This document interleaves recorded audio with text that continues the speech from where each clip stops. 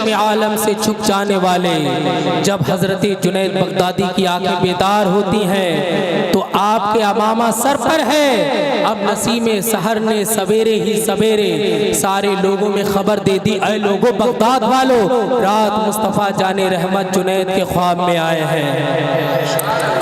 सुभान अल्लाह, ख्वाब में आए हैं। अब क्या होता है, नमाज फजर जुनैद पढ़ते हैं। नमाज फजर पढ़ने के बाद हजरत जुनैद बगदादी अपने घर में है, मगर घर के बाहर वक्त का बादशाह दस्त बस्ता खड़ा हुआ है, सारी रियाया खड़ी है, सारे लोग खड़े हैं और जुनैद का इंतजार कर रहे हैं। जिन लोगों ने कल गालियां दी थी, जिन लोगों ने कल मिट्टी डाली थी, मगर आज जुनैद का दीदार करने के लिए बेकरार हैं। निकलें और रुख ज़ेबा की ज़ियारत कराएं। हजरत जुनैद बगदादी घर से बाहर निकलते हैं, फौरन बादशाह ने अपने कांधों पर उठा लिया और कहा, जुनैद बगदादी मुझे माफ कर देना, रात मुस्तफ़ा जाने रहमत ने ख्वाब में आकर के जीत की दस्तार तुम्हें बांधी है और तुम्हें दुनिया में ही एजाज़ अता किया है। बादशाह कहता है, जुनैद सुनो, अब मैं बादशाहत नहीं रखूंगा, अब मैं इसका इख्तियार नहीं रखता। ए जुनैद, आज से मैं तुम्हारा गुलाम हूं और तुम मेरे बादशाह हो। तो हर तरफ से मुबारकबाद मिल रही, मुबारक हो मुबारक हो। इतने में एक वही आवाज़, वही मीठी आवाज़ जुनैद के कान में आती है। जब हजरत जुनैद ने मुड़कर देखा तो वही सैयदजादे जो चंद दिन पहले कुश्ती के लिए आए थे, फिर अखाड़े में आए और जुनैद ने अपना सब कुछ उनके कदमों पे कुर्बान कर दिया। जब जुनैद ने पलट करके देखा तो सैयदजादे कहते हैं, तुम्हें जीत की दस्तार मुबारक हो। तो ये वो खानदान है कि जिस खानदान ने सबसे बड़ी कुर्बानी दी है। आज हम लोग जश्न सुन रहे हैं। मुझे बताया कि हजरत यहाँ 2-3 बजे तक प्रोग्राम चलता है, माशाअल्लाह, बड़ी अच्छी बात है। लेकिन एक दस्त बस्ता में बात आपसे अर्ज करूं, मुझे लोगों ने बताया है आपके यहाँ पर नमाजी कितने हैं। मैं किसी के ऊपर तंज नहीं कर रहा, खुद अपने दिल में फैसला करें कि हम इमाम हुसैन रज़ी अल्लाह ताला अन्हु से मोहब्बत करने वाले, गौसे आज़म का जिक्र सुनने वाले और उनसे मोहब्बत करने वाले। क्या गौसे आज़म ने कभी नमाजें छोड़ी हैं? बल्कि आपने तो ईशा के वुज़ू से फजर की नमाज पढ़ी 40 साल। हम पे तहज्जुद ज़रूरी नहीं है, नमाज़ें पंजगाना ज़रूरी है। हम काम से कहते हैं कि नमाज नहीं पढ़ेंगे, काम करेंगे। आप काम से कहो कि हमें नमाज पढ़नी है, अल्लाह ऐसे फरिश्ते मामूर कर देंगे, करोगे इतना काम, बरकत इतनी कर देंगे। सब कुछ बरकत है, बरकत अल्लाह के इख्तियार में है। एक इंसान है 1 लाख रुपए महीना कमाता है, बरकत नहीं है, 90,000 उड़ जाते। और कुछ तो मैंने ऐसे देखे जमींदार लोग कि हमेशा वो कर्जे में रहते हैं। क्यों? नमाज के करीब नहीं, दीन की बातों के करीब नहीं। अगर चंदा की बात आ जाए, चंदा की, तो आदमी इतना कमजोर हो जाता है, इतना कमजोर कि लगता है लकवा लग गया। बिल्कुल जैसे इमाम साहब जब कहे, मुफ्ती साहब, देखिए साहब मस्जिद में पैंट होना है और मस्जिद लगे, अरे जब अंदर जाए तो आके चौंधिया जाए। अल्लाह का घर है ये, मेरा आपका घर थोड़ी है, अल्लाह का घर है। जब जाए देखो मदीनतुल मुनव्वरा, खाने काबा, क्या रौनक है। तो जब इमाम साहब कहें ये काम होना है तो कुछ लोग इतने नेक बन जाएंगे, निगाह ही नहीं उठाएंगे कहीं देना ना पड़ जाए। और तुम लिख लो, अगर 10,000 रुपये दोगे, लिख लो, अभी लिख लो, अगले साल उसी टाइम पिछले साल से ज्यादा पैसे तुम्हारे पास ना आए तो कहना। मैं 85 केस आपको बता सकता हूँ जो लोग ज़कात नहीं देते थे। मैंने उनसे कहा अगर तुम्हारी बरकत ना हो तब तुम मत देना। उन्होंने ज़कात निकाली, पहले 20-30 हज़ार रुपये उनकी निकली तो उन्हें कर्रा पड़ा। लेकिन उन्होंने देखा यार मैंने निकाली 20,000, इसका मतलब मेरे पास 1 करोड़ रुपया, 25,000 अगर निकाली 1 करोड़ है। कहा ठीक है। अगले साल उनके पास बढ़ गए, उन्होंने 35-40,000 की निकाली। अब वो फ़ोन करके कहते हैं हजरत आपका बहुत एहसान है, आपने जब से बताया मुझे तो लालच पड़ गया ज़कात निकालने का कि मैं चाहता हूँ रमज़ान आए और मैं ज़कात निकालूँ। और मेरे बिल्कुल सामने की बात, इन आँखों की बात बता रहा हूँ मैं, न्यूरिया हुसैनपुर की एक हाजी साहब थे, वो वाकई हाजी साहब थे। वो नहीं कि जो हाजी करके हज करके चले आए, नमाज़ पंजगाना पढ़ ली, वो समझे बस हम यकीनन वो हैं, लेकिन समझे ना।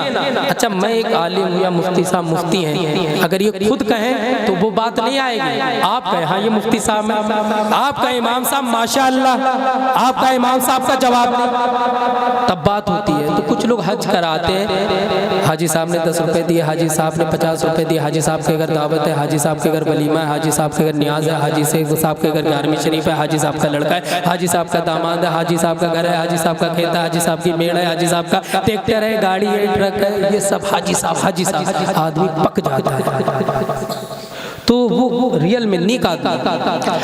तो उन्होंने जो पैसे उनके घर बाहर रखे हुए थे लॉकर के, वो चोरी नहीं हुई, और जो लॉकर के अंदर थे वो चोरी हो गए। तो वो बड़ा चक्कर में पड़े कि यार ये मेरा फलसफा समझ में नहीं आ रहा। मुझसे भी पूछा तो मैंने कहा आप दरगाह आला हज़रत पे मालूम कर लो, पाए के बुजुर्ग बैठते हैं मुफ्तियाने कराम है, वो बताएंगे। तो उन्होंने दरगाह आला हज़रत पे पूछा कि जो हमारा सामने रुपया रखा था वो चोरी नहीं हुआ, जो अंदर रखा था वो चोरी हो गया। तो मुफ्ती साहब ने पूछा जो रुपया अंदर था उसकी ज़कात निकल गई थी? कहना उसकी नहीं निकली थी। का जो बाहर था का उसकी ज़कात निकल गई। तो का बस यही है, चोर के मुकद्दर में हराम खाना,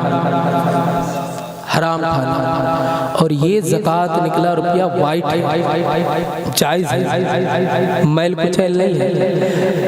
उस हराम खाने वाले अंधे को दिखा ही नहीं है ये रुपया, अल्लाह ने फरिश्ते मामूर कर दिए थे छुपाने को, और कहा जिसकी ज़कात नहीं निकली वो पैसा वो था जो मैल कुचैल है, तो वो उसके मुकद्दर में चला गया। तो अगर मस्जिद में कभी हजरत आपसे कहें कि आपको चंदा देना, पैसे देना है, तो तंग दिल मत करना, बिल्कुल मत करना। किस नाम पर दे रहे हो? अरे ये सोच लेना या अल्लाह तेरा शुक्र है मैं 10,000 दे रहा हूँ, ये इसलिए दे रहा कि तूने मुझे दोनों आंखें दी। अगर तू आंखें ना देता करोड़ लगा देता, मगर आंखें ना आती, तूने मुझे आंखें दी है, शुक्राने में मैं 10,000 रुपए मस्जिद में दे रहा हूँ, मस्जिद में दे रहा हूँ। बताओ तुम में से कोई ऐसा आदमी जिसकी आंखें ना हो? शायद पूरी बस्ती में कोई ऐसा नहीं हो। तो इस एक शुक्र के बदले में 10,000 रुपए का ज्यादा है? कोई ज्यादा नहीं। वक्त का कोई भरोसा नहीं है, कोई भरोसा नहीं है।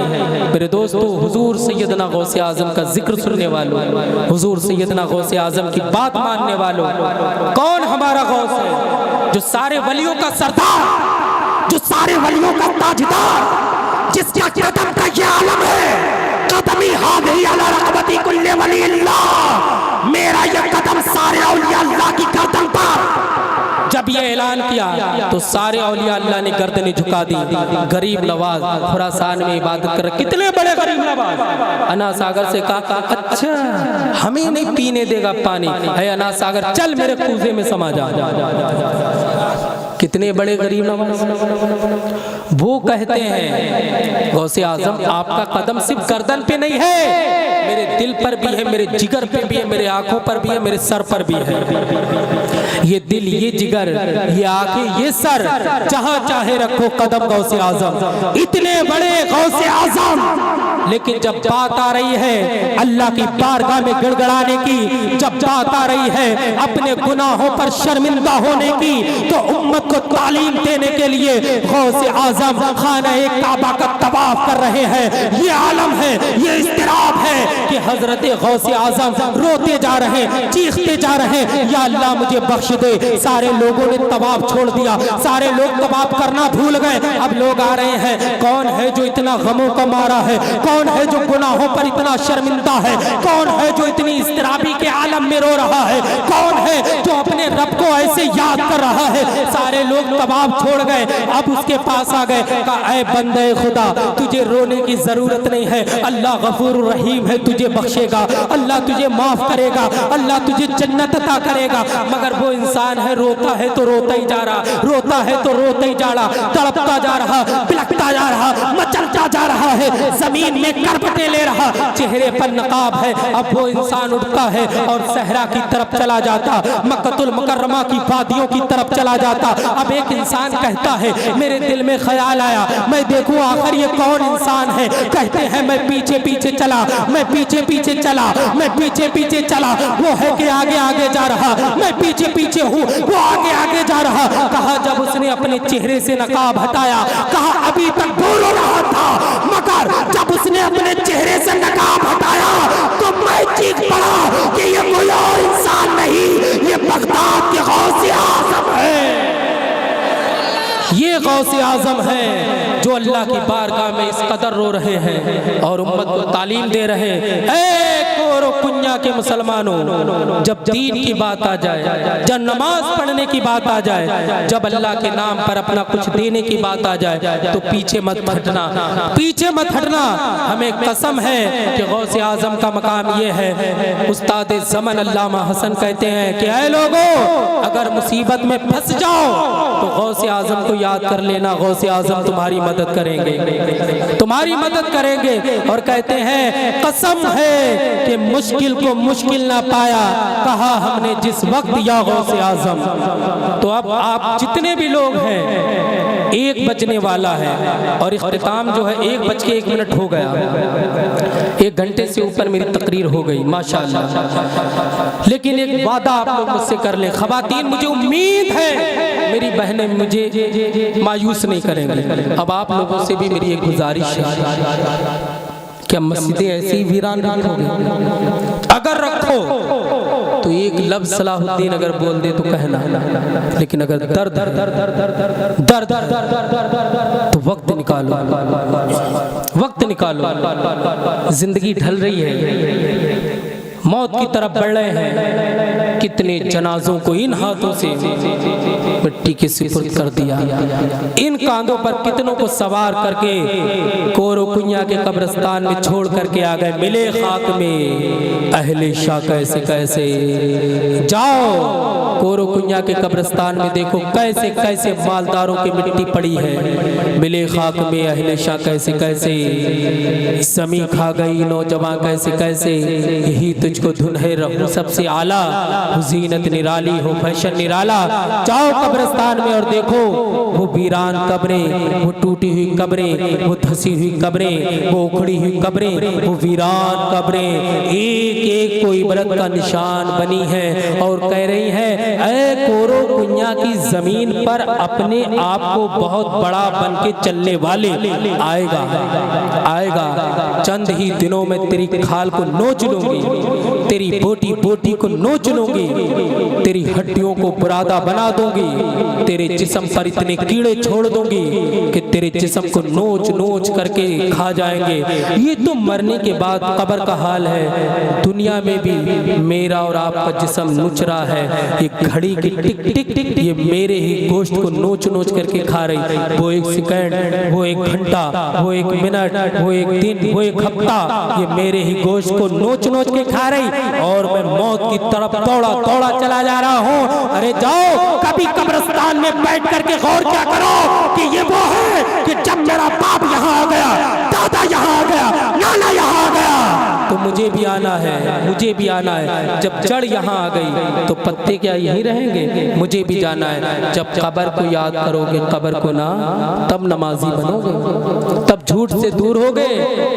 आज नौजवान तबका जो हमारा है उसे चाहिए कि मस्जिदों को आबाद करे। बुजुर्ग तो आबाद करते हैं, जीनत है, अल्लाह बरकत करे उम्रों में, लेकिन नौजवान तुम किस शऊर में जी रहे हो? क्या तुम्हें है कि तुम्हें कोई फिक्र नहीं होती है? अपने आप को बदलो अपने आप को, वरना जिंदगी ढल रही है। हजरत बैठे हैं, बुजुर्ग लोग, इनसे पूछो कैसे जिंदगी कटी, कटी यूं कट गई, यूं पता ही नहीं चली। और एक दिन हमें भी सबको जाना है, कुछ पता नहीं चलता है। अभी वक्त है, एक वक्त की नमाज अगर छूट गई 70,000 साल तक जहन्नम में चलना पड़ेगा। मुझे बताओ, क्या ये नर्मो नाजुक जिस्म जहन्नम की आग को बर्दाश्त कर सकता? एक वक्त की नमाज छोड़ने वाला, यहाँ तो नमाजें छोड़ते जा रहे हैं, जुमा तक छोड़ देते, असर मगरिब इशा फजर का हमें पता नहीं। नमाज पढ़ते हैं तो नमाज का हमें शऊर नहीं। 70,000 बरस तक चलता रहेगा इंसान, वो आग जिसे बर्दाश्त नहीं कर सकते।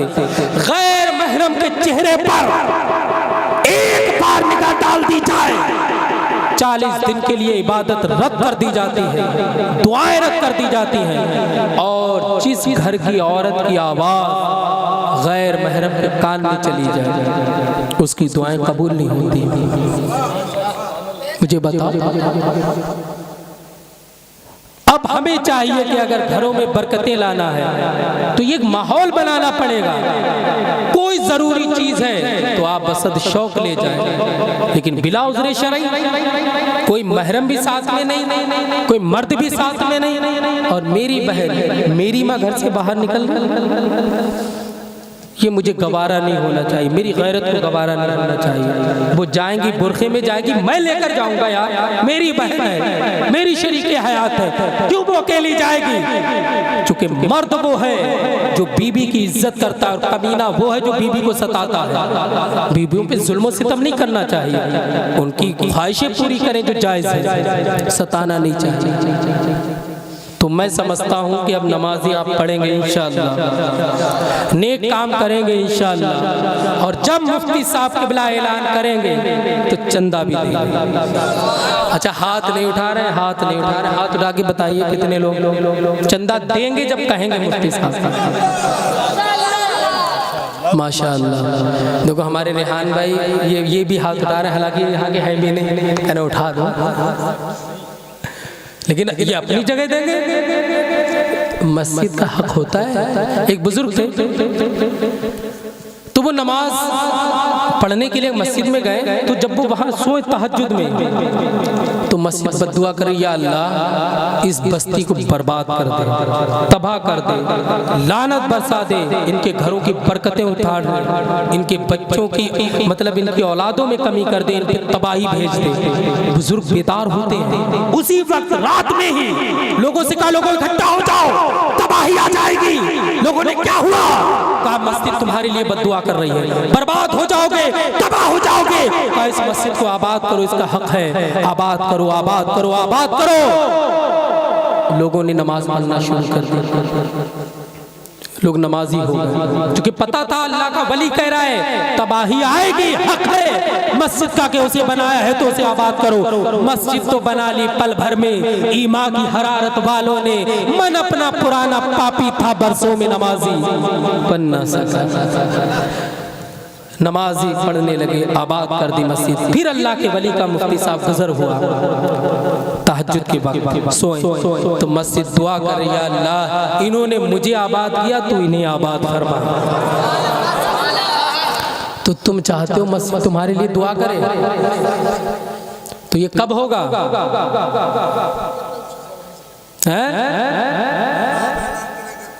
माशाअल्लाह, मुफ्ती साहब तो मैं समझता हूँ वो जो पढ़ते हैं वाक़िमुस्सलाह अल्हम्दुलिल्लाहिल्लज़ी जअल यौमल जुम्मति सय्यदल अय्याम वला नअब्दु वला नस्तईनु इल्ला इय्याहु वल्लज़ी फरद सलातल जुम्मति फसउ इला ज़िक्रिल्लाह। हर वक्त मुफ्ती साहब कहते हैं अल्लाह के जिक्र की तरफ आओ, मस्जिदों की तरफ आओ। हर जुमा में कहते हैं, जो खुतबा पढ़ते हैं वो सब यही है, वो सब यही है। तो मुफ्ती साहब तो ऐलान कर ही रहे हैं, मुफ्ती साहब ऐलान ना भी करे तब भी मुझ पे फर्ज है कि नमाज पढ़ो। ताज्जुब तो यही है, ये तो इनका एहसान है हुजूर का जो हमें बता रहे हैं कि नमाज पढ़ो। अगर ये कुछ ना कहे तब भी मुझ पे नमाज फर्ज है, तब भी फर्ज है। अल्लाह कहता है दुनिया वालों मैंने अपने नबी तुम्हारे पास भेजे, ये मेरा एहसान है। अगर मैं नबी ना भी भेजता तब भी मुझी को रब मांगते, ये मेरी तख्लीक का मकसद है। अल्लाह फरमाता है वमा खलक़तुल जिन्ना वल इंसा इल्ला लियअबुदून, ऐ दुनिया वालों हमने तुम्हें इबादत के लिए पैदा फरमाया है। तो मुफ्ती साहब फरमाते ये इनका एहसान है, वरना हम सब इबादत के लिए पैदा हुए। मखलूक को, इंसान को, जिन्नात को अल्लाह पाक ने इबादत के लिए पैदा किया है। और एक दो बातें और मुझे बताई थी, ये होगी ये होगी, और क्या बताया था मैं दो, क्या मैं फजर तक तकरीर कर दूंगा? देखो हरी बस आप लोग ना के उठ के जाना, कहो सुभान अल्लाह।